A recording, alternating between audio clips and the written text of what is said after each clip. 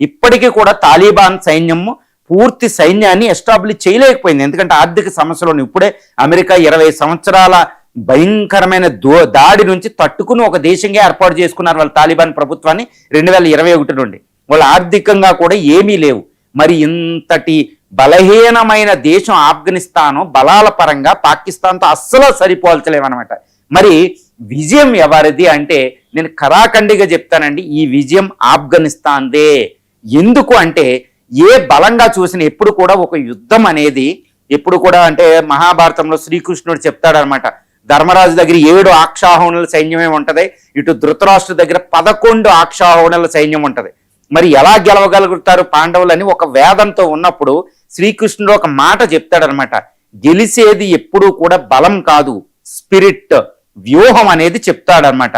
ఆ వ్యూహాన్ని రచించుకుంటారు. Even Alexander కూడా పర్షియన్ ఎంపైర్ ఓడించింది తక్కువ సైన్యంతో, వ్యూహంతో ముఖ్యం.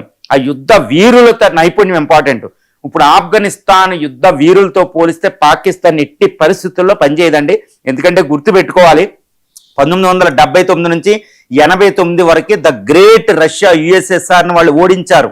10 సంవత్సరాల అనుభవం ఉంది వాళ్ళ దగ్గర.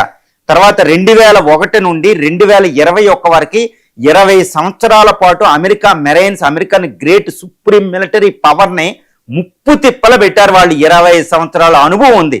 మరి పాకిస్తాన్ సైనికు దగ్గర అనుభవం ఏది గుర్తుపెట్టుకోవాలి. అది that is the power of the Afghan Pashtun సైన్యం అండి. వాళ్ళు యోధాని యోధులు.